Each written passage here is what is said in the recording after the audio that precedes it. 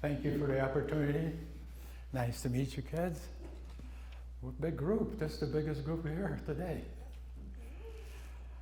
Well, I'm here to share something with you, to share a horrible past. Probably one of the worst things, if not the worst thing that ever happened in the 20th century, the Holocaust. I am here because a lot of people today say it never happened. And I'm going to make you all witnesses. Just like when you walk by something that says wet paint, you still go and do this. Well, I'm going to be the proof it happened.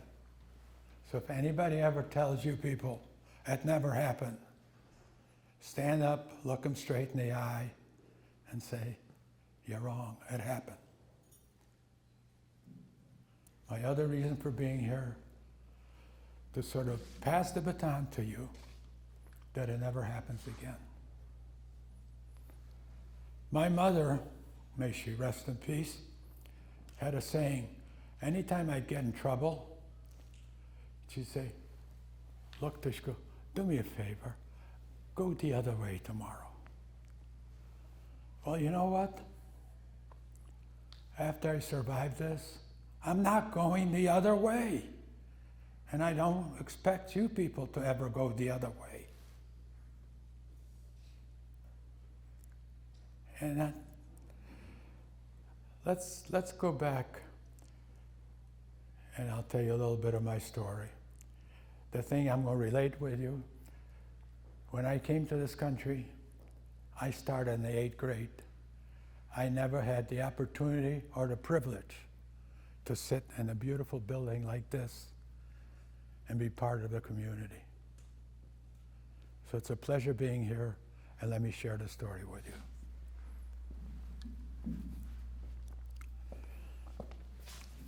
I was born in Poland, a city called Zbarasz. I was the same as all my other friends and all my other kids. And then the war broke out. In 1939, which makes me approximately 6 or 7 years old.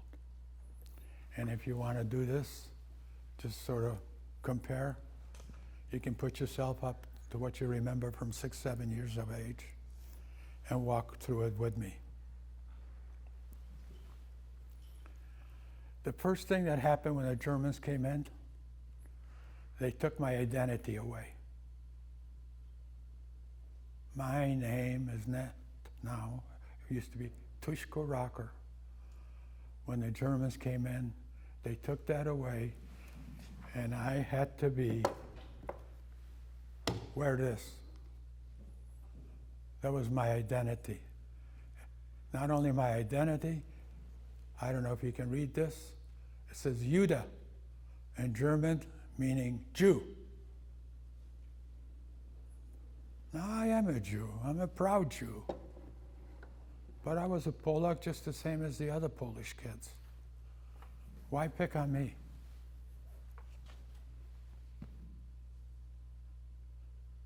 From there, it just got worse. I wasn't allowed in schools. I wasn't allowed to walk on the sidewalk.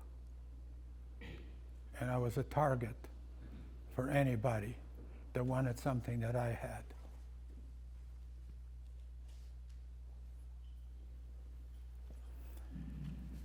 A convoy of German trucks pulls into our little city.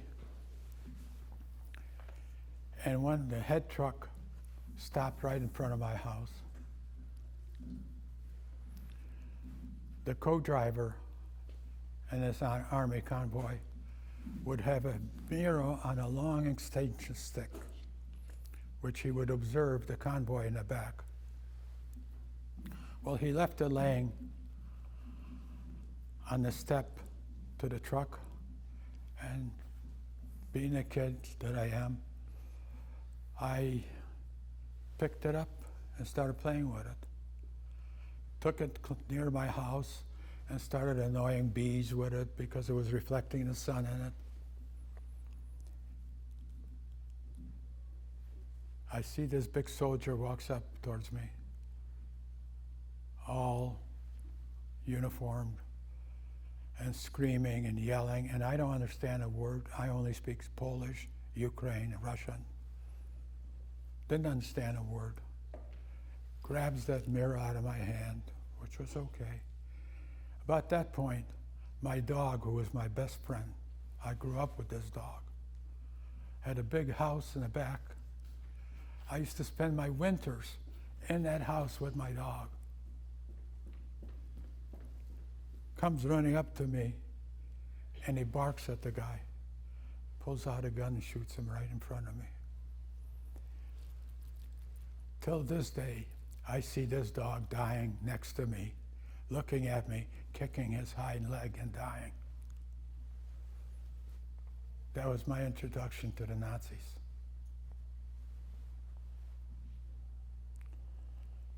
The next step, we couldn't stay in our house anymore. We were required to move to a ghetto. Now, I'm sure you all heard the word ghetto, the expression. No, it was not a bad neighborhood. It was a prison. All barbed wired, no entry, no exit.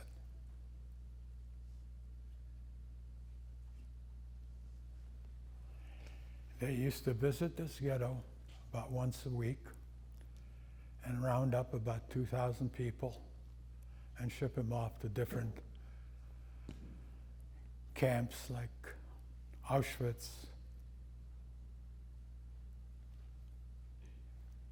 And if they couldn't ship them out, they just took them out and killed them. Well, I witnessed one of those killings. I was playing on a Jewish cemetery, and I hear this big yelling and crying and screaming and shooting.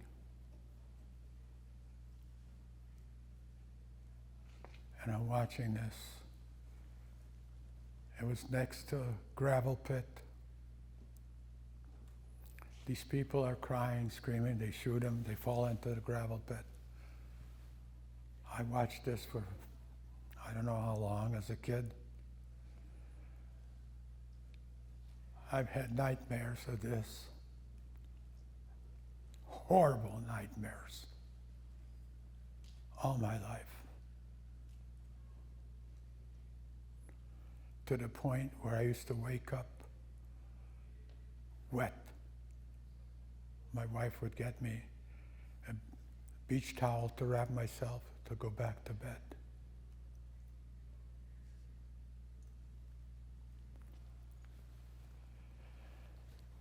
As we were in the ghetto, my dad was working on one of those jobs that was slave labor, wherever they take him. And then one day, they came to the house in the ghetto where we lived, looking for my dad. And my mom says to me, "You better run out. You know where Dad is, and warn him to run because they came to get him." Being a 7, 8-year-old kid, 9-year-old kid, I'm on my way there and I see a horse giving birth to a colt. It's not something I witnessed before, and I took an interest in it and stuck around, watched it. When I got through watching it, the little horse being born, I ran to tell my dad. It was too late, they took my dad.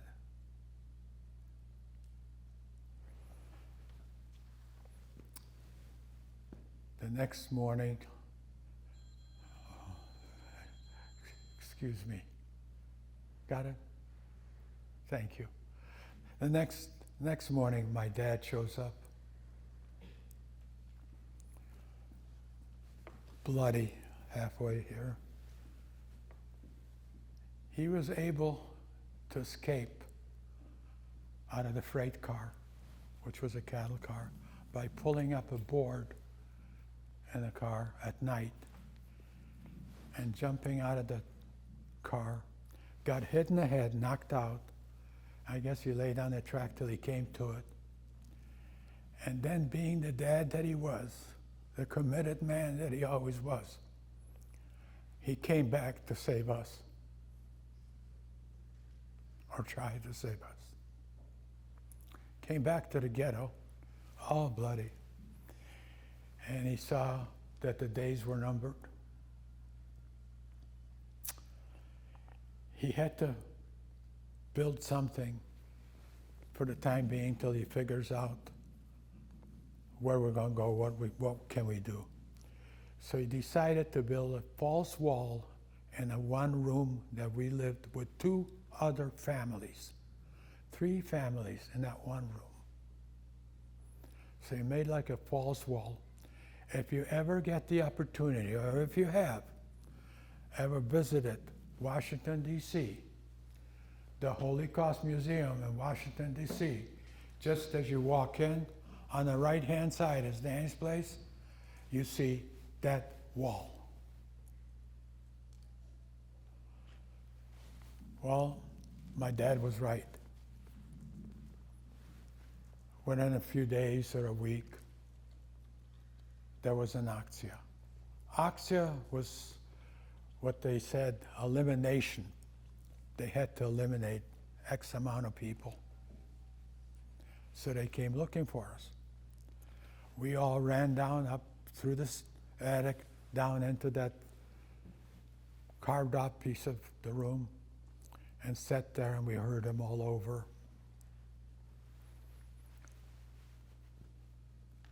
When it was all over, they had their amount that they needed to get and left the ghetto. We're climbing out of there, and my sister pulls me on my back of my shirt, and she says, "Look over there on the bench."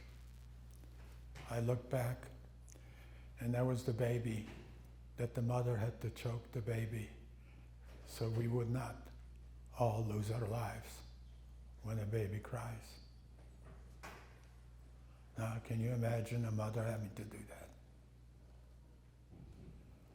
But can you also imagine a person that thinks more of 12 other people than just her own child?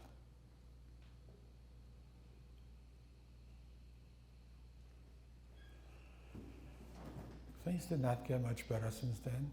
We had to make some plans to leave the ghetto and try to survive. So it was either the forest, and it was very cold. It was winter. And that part of Europe gets very cold. During the day, the snow starts melting a little bit. And once the sun goes down, it freezes.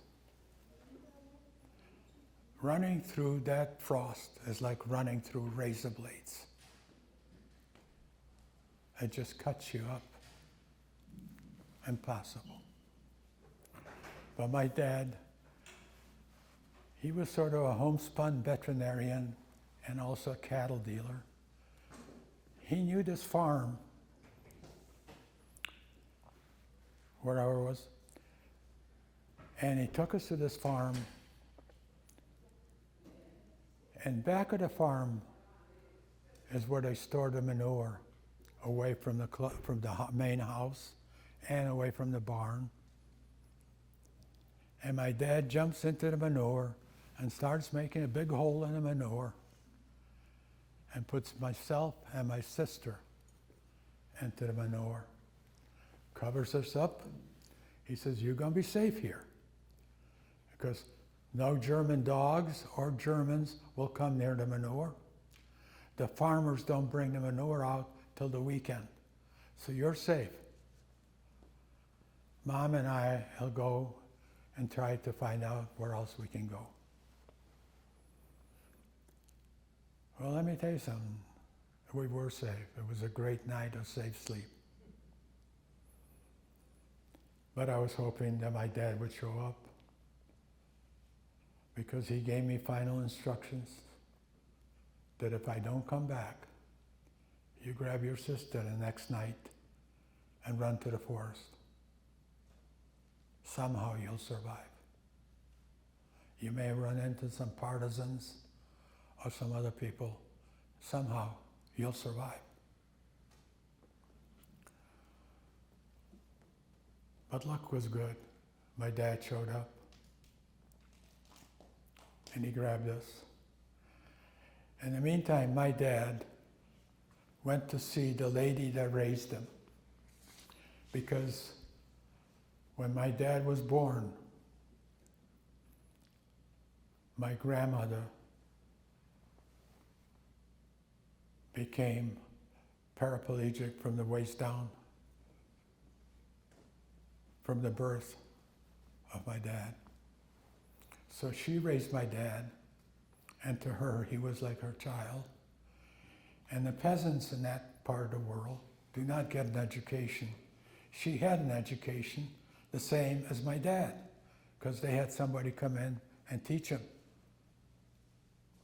Whatever language was Polish, the others, whatever, they taught him the same language.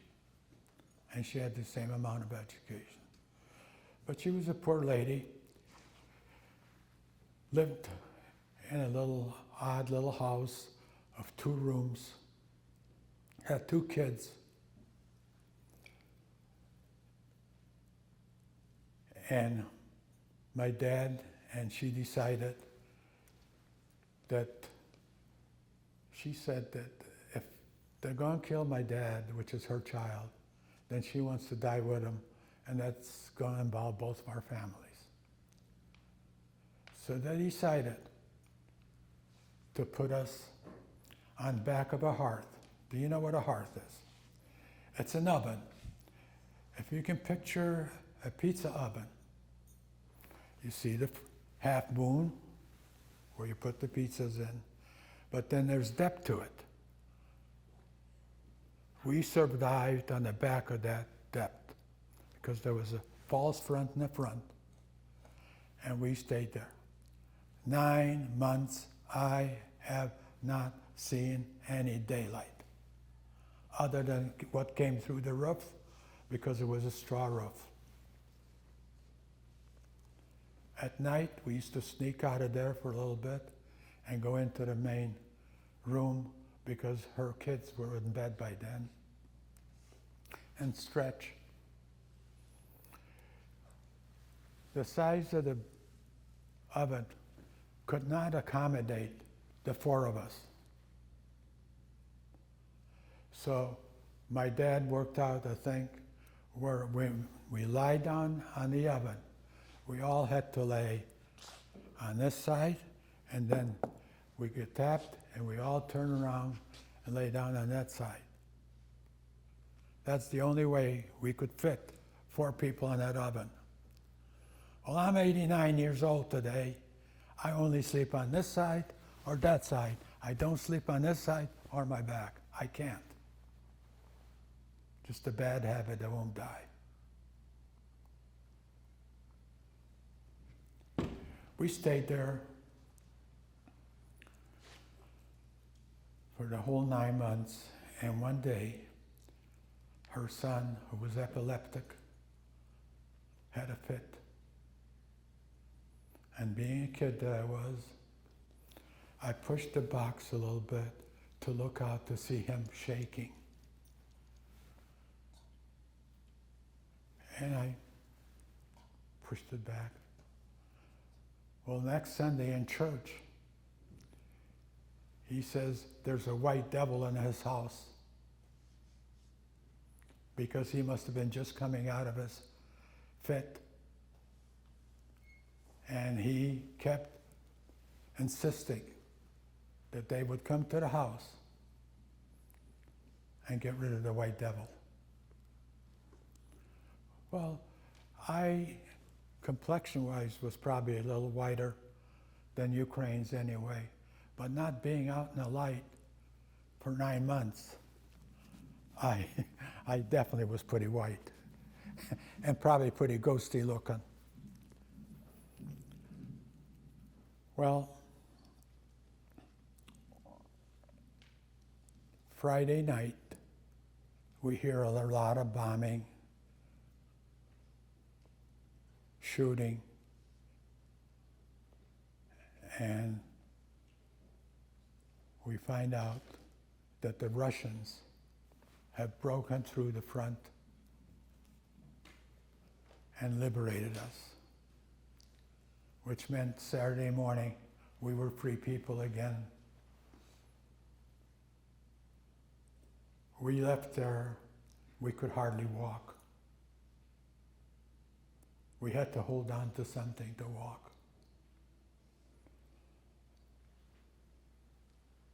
My dad went and reclaimed our house. We got into our house, and my dad ended up working for the Russian army, delivering meat to the front line, which was in Tarnopol, which was about 20 kilometers from where we were. So his duty was, he was armed, he had a helper, was to procure goats, sheep, whatever, and get these carcasses to the front line. One night, when he's going to the front line, and obviously they didn't drive a truck, they had a horse and buggy. My dad was sitting next to his helper, and he sees a peasant walking up the side of the road with a big blanket over his head, whatever. And my dad didn't make much of it until he got a little closer, and he saw the reflection of the moon on his boots. And they were red Cordovan boots. The only thing that the SS and the elite officers, Germans, had it. Obviously, the blanket and the boots did not fit together. My dad got the attention of his helper. He jumped the guy. The guy helped my dad. They tied him up. They brought him back into town. It ended up being the head commandant for our whole area, which starts with Lvov, Krakow, Tarnopol, Zborov. He got caught behind the lines and was trying to get back to the German side. Once my dad and the people recognized him, my dad tried to communicate with him. My dad did speak German. And he wouldn't wink an eye. So my dad decided we're going to hang him. Took him downtown. We had a gas station downtown, not for cars, we didn't have any cars, but we used to go down there and buy kerosene for our lamps. Throws a rope over the main light, puts the noose on his head, and gets a piece of board out of the wagon and writes something in Polish. And the guy just stared. He was not remorse at any point. At any point. My dad says to me, Tushko, hit Karo. Karo was the horse. So I smack Karo. Karo moves, he hangs. I'm ready to leave. My dad yells, Tushko, come help me. I need help. I said, what? I look around. He says, hold the other leg. I got to get these boots off. And I can't. He's swinging right and left. So he got the boots. He got the boots. It was his prized possession forever, the German boots. And I think he also had a little relief of knowing that he took some revenge.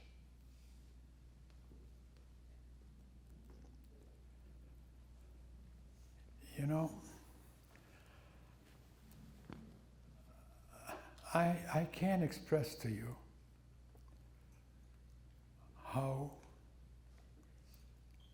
I get very, very emotionally concerned.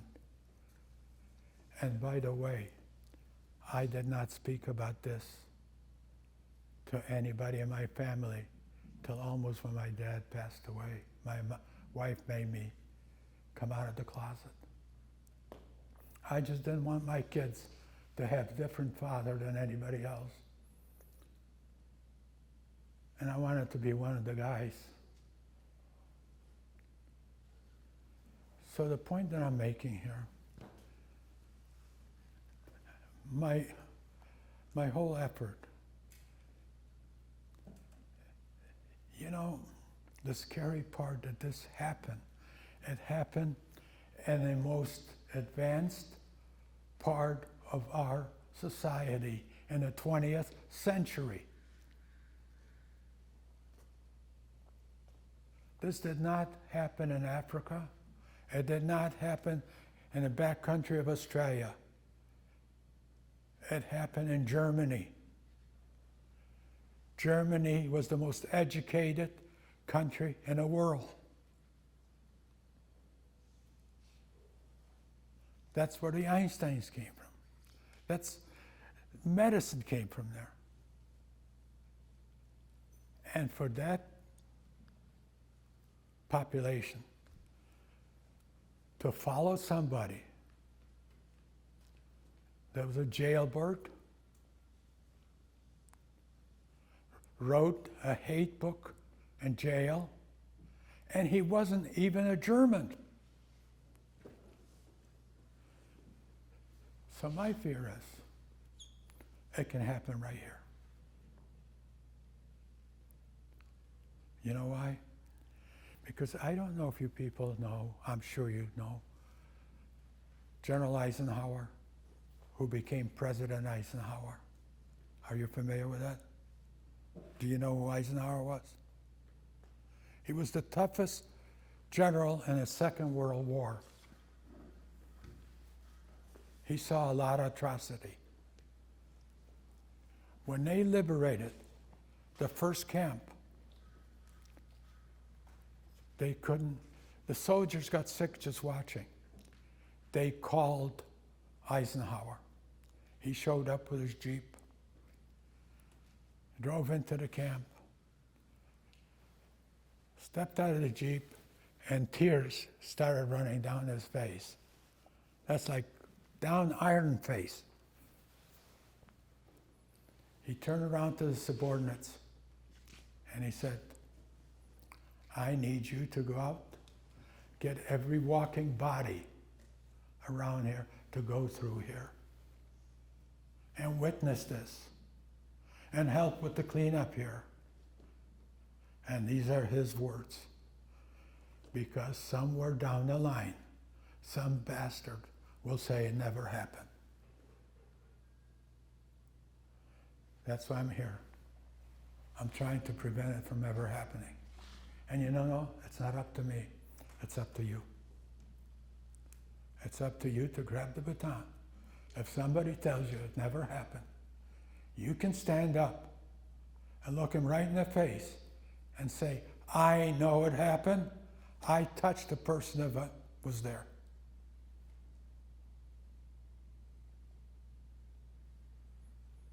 I don't know how we're doing on time here. About 8 minutes. Are we okay? We have about 7 or 8 minutes. 8 minutes? Yeah. You know, I have an interest myself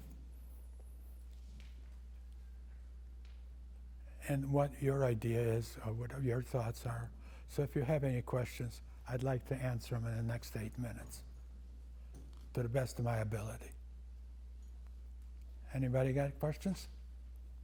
We had a lot of them last time.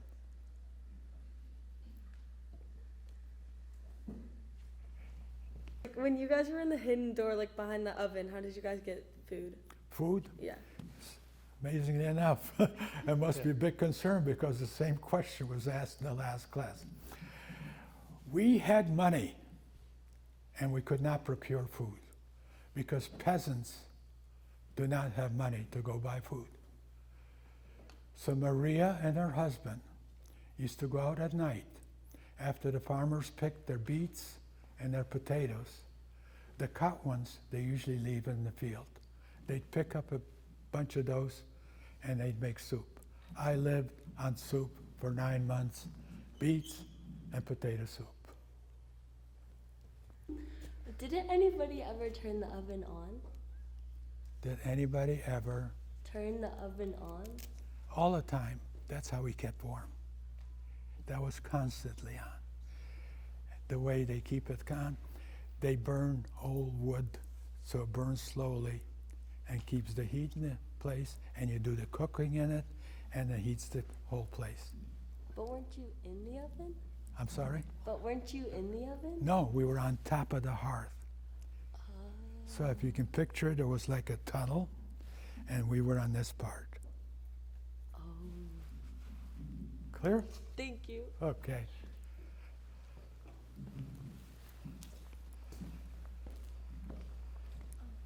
How did you get to America? How did I get to America? Well, that's a dream come true, right? We were in a displaced person camp for 5 years in Bad Reichenhall.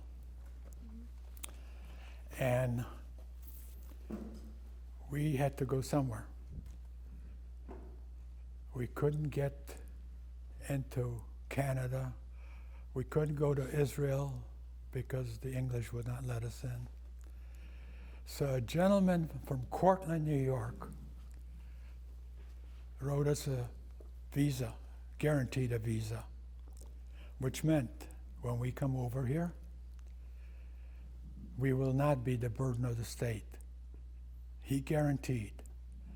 And once we came over, my mother became a maid, and my dad got a job, so he was fine. He was just a perfect gentleman. Okay, thank you. What gave you hope throughout the Holocaust? What kept you going? What kept me going? Yeah, what gave you hope? Well, I'll tell you, there's nothing more precious than what you got. You know what that is? No. Something your mother and dad gave you, life. Mm. That's what kept me going. Thank you. And I always felt very safe next to my dad.